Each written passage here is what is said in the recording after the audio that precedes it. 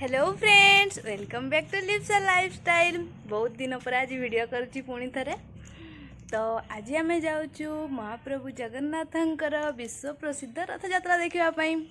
तो चलते एवं जावा। फ्रेंड्स ठीक बाहर कहलु बेलू वर्षा आसीगला। सो फ्रेंड्स एवं फाइनाली बाहर चलते एवं गाड़ी पार्क को जीवा।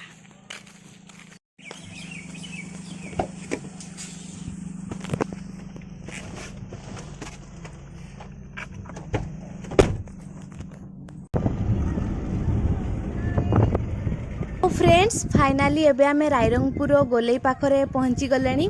तो आमर प्रथम दिन रायरंगपुर रथ पुओ पिला माने टाणती और आज हूँ रथ यात्रार द्वितीय दिन। आज केवल झील छुआ मैंने ही टाणती से आज आम जाऊँ। भाविली मुझे रथ टाणीदेवी।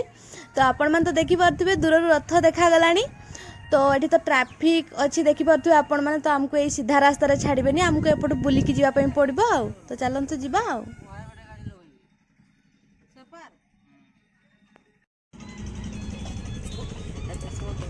फ्रेंड्स फाइनाली एबे आमे एठी गाड़ी रखिलु। तो चलते एबे जीवा रथ पाखक चलिकी एठू।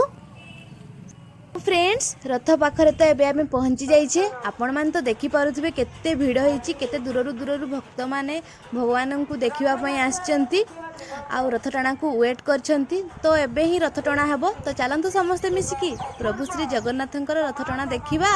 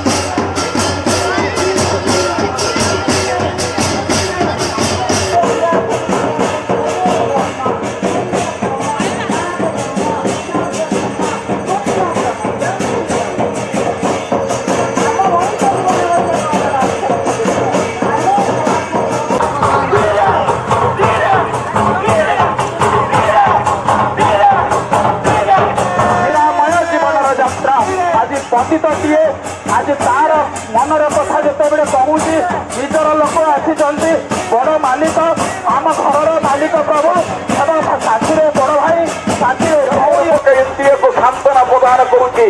वास्तव में निश्चित भाव में ए प्रकार रथयात्रा अभूलनीय रथयात्रा अतुलनीय रथयात्रा श्रृंखलित रथयात्रा रायरंगपुर रथयात्रार आज द्वितीय दिवस ये जो अभूला परिवेश निश्चित भाव में समस्त को विमुक्त करुच्ची। फ्रेंड्स रथ टणा देखिकी तो बहुत खुशी लगिला। मु निजे भी रथ मध्य टाणिली।